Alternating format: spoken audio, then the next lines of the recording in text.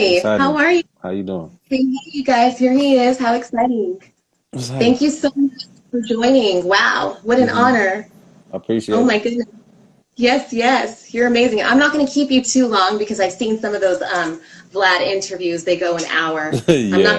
I'm not going to do that to you, so don't worry about it. That's all And good. also, I want this interview to be a little bit different because I noticed that people ask you the same questions about Yeah. Suge Knight, Yeah. Orlando Anderson, and what about him, and what about, I want this to be about you. Of course, we're going to touch on some things, out of consideration for the fans, Okay. but I really want this to be about you. There's a very special light about you that I've noticed. I've Hmm. watched a lot of your interviews. So, just to start off, I already know some of these answers, but when's your birthday? January 23rd. Okay, a day before my daughter's, Aquarius. Hmm. Yes. Okay, and do you like animals? Yeah, of course. Yeah. What's your favorite animal?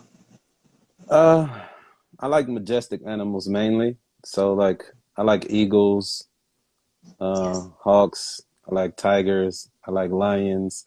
I like Yes. panthers and things like that. But Of course. domestically, I would say like pit bulls. Like for Yes. myself. Yeah. My family, they raise pit bulls. I love horses and panthers and Oh, wolves. okay, for sure. Yes. I like Yes. horses too, actually. Yeah. Yes, I saw your cousin, he has like a horse thing going on, Yeah, right? yeah, yeah. He's really big into it. So, I posted it up yesterday, so hopefully people saw the post and they go to his actual bio and stuff and hit the link and see what he has going on because he's doing a documentary right now. Okay, Yeah. okay. And where is he located? He's actually in California. I live in Las Vegas, so he's out in California. Oh, Yeah. okay. I thought you were in Cali. Okay. Yes, I took some horseback riding lessons, and the guy was offering me free lessons, but he was trying to molest me on the horse. Oh, whoa. When I started, he was like sitting behind me when I started, it was a beautiful, big, black, gorgeous horse. Mm. And he taught me how to ride it. It was evening, moonlight. And I'm like, you don't teach a Haitian woman how to ride a horse and then try to molest her. So I Yeah. was like, I don't let the horse took off. And he was like, He don't know. Y'all no. know voodoo and stuff, man. I you better took off watch on the out. horse. Yeah, I took Yeah. off on the horse. He wasn't expecting that. He was like, no, you're going too fast. I was like, andale, andale. And, he left me alone after that. That was the last lesson. But, Yeah, that's crazy. yeah, Sorry you so had to go through that. that's okay. It was such a majestic animal too, but you know what? That's okay. Yeah, I'll probably join your cousin at some of his events. that'll work. Definitely. Yeah, he would Yes. definitely appreciate it. He's really trying to do a lot for the youth, and he's trying to get like young people to focus on other things outside of what they grew up doing. You know what I mean? And I think, Yes. something like horseback riding and just dealing with horses, period. I know Islamically it's like a prophetic pastime. Prophets, they couldn't really waste time just doing stuff like how we do today, being on your phone or wasting Yes. time telling war stories or whatever. So one of their pastimes was dealing with horses, breeding horses, breaking horses, and just getting to know them. Absolutely. Yeah, And horses are very healing. Just the rhythm, yeah. the rhythm of the ride is actually very healing. It brings some type of a balance to your equilibrium and everything else. I noticed my sleep was amazing Oh, that's after awesome. riding. Yeah, Yeah. so I can talk about horses all day. Another question I had, Hmm. what age, how old were you when you realized you can rap? I was like 11. Wow. I was like Wow. 11. Very Yeah. I just, it started for me, and I'm sure most people who came after originators, I'm assuming, we always imitated the people that we heard on the radio. So we yes. would imitate their lyrics, and then after a while, I guess we figured out we can do this too. You know what I mean? And so, like, what Yes. most people would do is they would whatever they rap they liked, they would take that cadence and then put their own words into the rap. You know what I mean? Yes. And then that's kind of Absolutely. how it started. Absolutely. And who were your inspirations at that time? I mean, all the originators mainly. I mean, Grandmaster Flash, all those people. But on the West Coast, it was NWA, it was Eazy-E and NWA. Absolutely, yeah. Perfection. Perfect. Perfect. Yeah. Okay, now I know that I already know the story of how you met Eazy, and your Hmm. friend had asked you to go to the studio, showed you the tape, let you listen. Were you nervous Hmm. recording it in front of Eazy, around Eazy? I mean, In the beginning, in the I got beginning. over the nervousness after he tried to smoke me out in the studio. Like so initially, upon meeting him in the studio, naturally I was awestruck because this was my idol. Like I'm sitting here in the room with my idol, which was crazy. So Yes, so it came down to the homies who brought us to him telling him that I had a rap dissing him. And so Eazy right. was like, "Oh, you gonna come in my studio and you got a rap dissing me?" And I was like, "Man, it ain't even like that." I was just like, I told him like the reason why I wrote the rap. I said I wrote the rap because during the Rodney King trial, you were supporting the one police who was telling on Right, all the other cops. And I was like, that right. shit didn't sit well with me because y'all made fuck the police. And then here you go. I see you running out of the courtroom with a cop. Like, I'm like, I didn't like Yep, that. You know what I mean? yep, So yeah, this dude wanted me yeah, to say the rap. He wanted me to say the rap to him. And I was like, nah, I was like, nah, bro, I ain't doing that. And he was like, man, come on, just do it. So I said the rap and he was like, you cold, you a cold nigga, man. And so he was like, heck yeah, I know what he said, I know what you can't do better than me. He said, you can't out smoke me. This one I used to smoke weed. And so he right, wrote up like 20 joints of some a bomb chronic we had in the 90s and tried to make me, right, he smoked half and he tried to make me smoke the other half. So we got to like yeah. 7 and I tapped out. And so after What? that, yeah, after that, this was a long night, mind you, right? So after that, it pretty much, the nervousness was kind of over. I was high, and then Very they cool. started recording, and then it went from there. Yeah, Very, very, very cool. Yeah, yeah, I know that feeling of meeting your idols. Bone Thugs and Harmony, I would copy their cadence and write my own songs, and just to be amongst them, to yeah, audition for Flesh and Bone because I'm a part of his label. That was just it was surreal. yeah, for But sure. they're people, and you start to get used to the fact that they're just people Yeah, like you and I. absolutely, absolutely.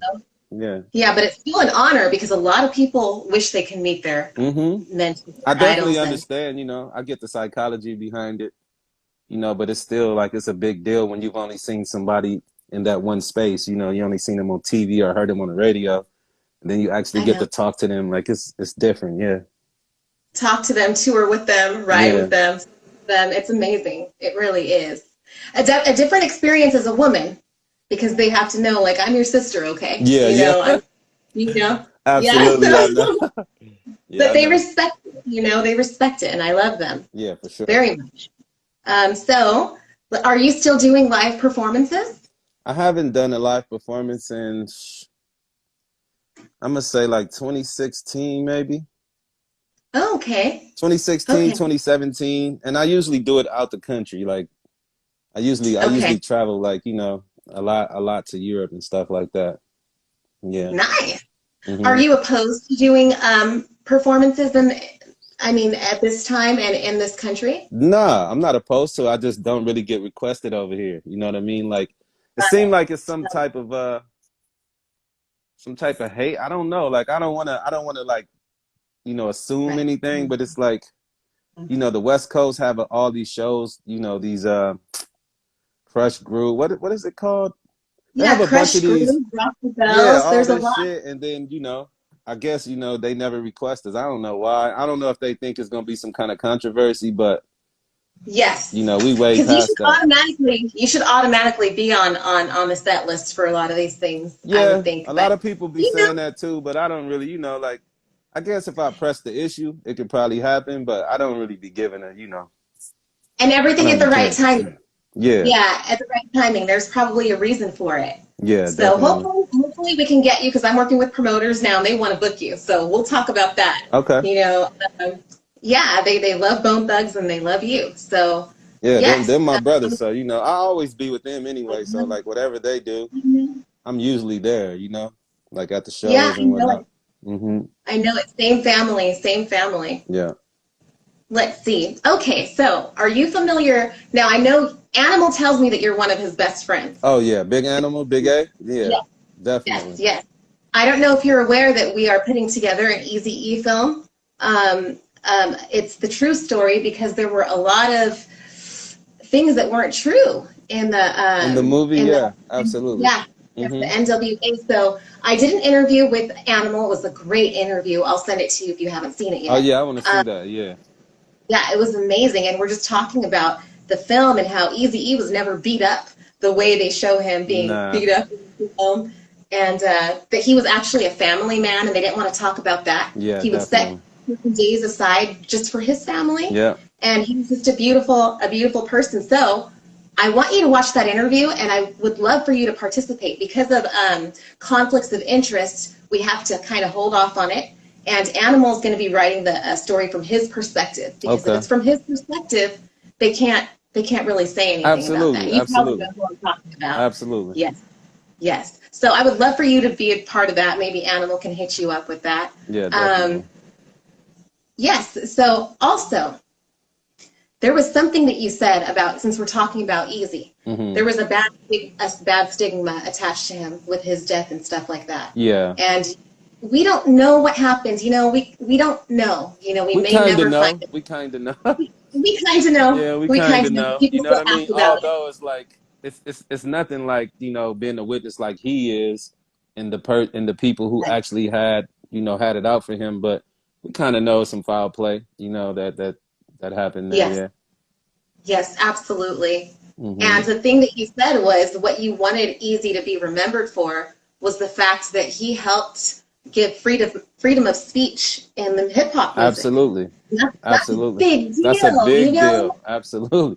Because just imagine if the federal government would have won their case against NWA, people couldn't even really be explicit in their music no more. You know what I mean? Like you wouldn't be able to say what you want to say.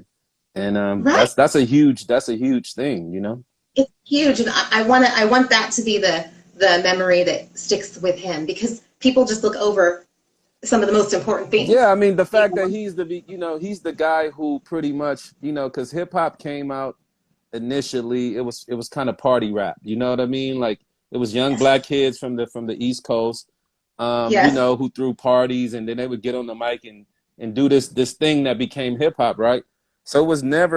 it was never it was never really said in the way that NWA came and explained things.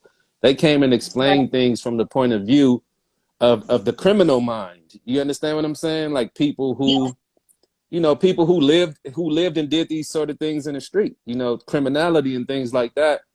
And with that came, the freedom, like the freedom to really say what you knew, as opposed to you Yes. just, like, okay, that it's party rap and we got to go hip to hop to hip it, we got to do all this. Yeah, just this, Yeah. which is cool, and that was okay for the time that it came in, but NWA expressed it from a different way.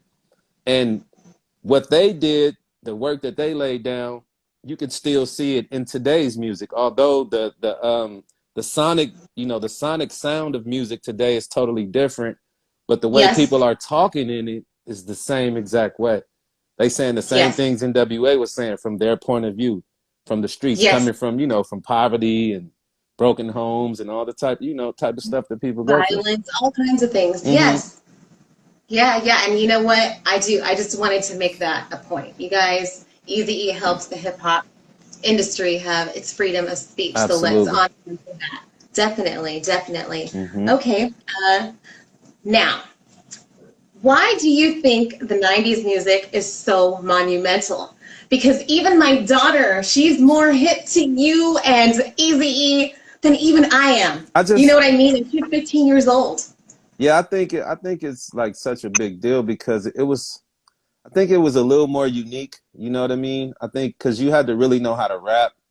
Like today, it's a lot of people, no offense to them, and I dig the new music, so I hope nobody don't take it wrong, but a lot of them don't really have the skill level of what it took for us to have back in that I time. know. You I understand what I'm know. saying? Like you couldn't just if some of these rappers were in school with us in high school and was in these ciphers, they would get laughed at. You know what I mean? Like I so know. I just think I it was know. unique from that perspective. And I think like back then you couldn't really lie. Although we had the little studio gangsters, the fake gangsters, fake Oh, street dudes too. But of you but course. most people were real back in those days. Like you couldn't lie Yes. about what you had and what you know what I'm saying, and what you've been through. It was hard to, it was more of a big deal for people to like get away with that in the 90s. So, you know, Yes, I I think was it a was, teenager in the 90s, so yes, I remember. yeah, so the I 90s do. I just think was closer to reality, you know, of the time that we were in, and the skill level was a little bit different. The music, you know, sonically the music was different because it came from the 70s. You know, our Yes, sound can come from yes, like, that's what I was gonna say. yeah. So Yes. it come from soul music, you know what I mean? Like what's his name? James Brown is one of the most sampled, you know, R&B artists from his time that hip hop, Wow, you know, people use. So the I music didn't was know just that. different. I think it hit you in a different place. And I think Definitely. yeah, I think today music is more for people that's on drugs, you know what I mean? Like people that's on perks and lean, and you know, they Mhm. always high. You know what I Oh mean? yeah. And it kind of takes you, you know, it kind of like, I don't know, it's a little bit more magical. I don't know, it's like it's something in the music today, like, cause even for myself, like honestly, when I came home from prison and I would go out with my friends to these places, and I was like, they playing this music and I couldn't really feel it. And then I ended up drinking. I ended up having a drink one time. And then I found myself in there like, okay. Then it started making sense too. That shit You is know, crazy, yeah. I couldn't stand the new generation music. I just really couldn't stand it. It felt like anything could be a hit if you have the right auto tune and the right beat behind it. Yeah. You can say whatever type of gibberish Yeah, I and mean have it. they cheated with that. You know what I mean? They cheated with Yeah. the, I mean, you gotta let them Yes, live yes. though.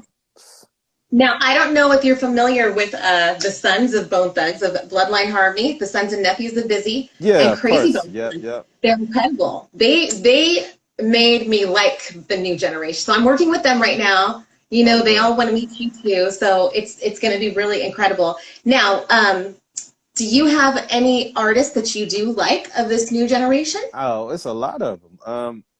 Like some of them is from my neighborhood, like Geechee Gotti. I got a homeboy named Gutter D, Young Shame, um, Nice. the Young Hogs. Then you got people like Compton AV. Naturally, you had Nipsey Hussle, rest in peace. You know, you got Jay Stone, which is one of Nipsey Hussle's artists.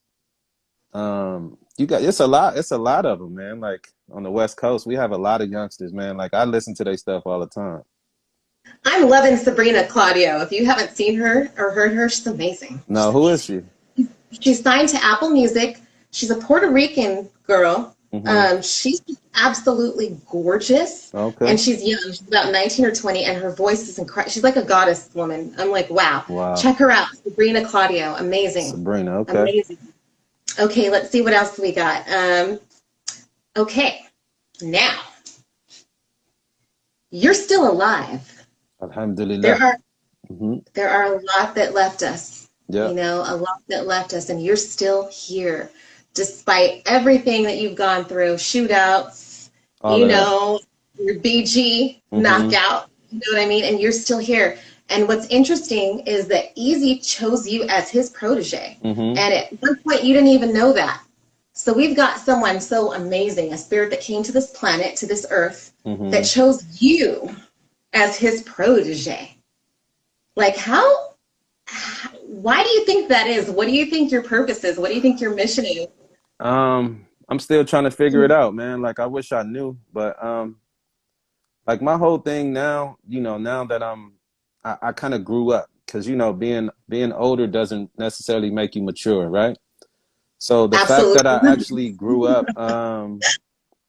I think my purpose is you know, my whole mission is to try to get close to God. Like outside of all of this other stuff, I like music. You know, I like where I come from, Hmm. but it's a lot of things that I used to be into that I'm not necessarily into anymore. You understand what I'm saying? Like, and so I Right. just want to advance spiritually, mentally, you know, and just, you know, try to really grow as a human being. Like, cause what I see today when I look outside is a lack of humanity, like everywhere. You understand what I'm saying? So It's horrible. that's, you know, that's a big deal for me, you know, to make sure that the people in my care don't grow up that way, and don't, once they leave from under my care, that they go outside and become chaotic as the world is around them, you know?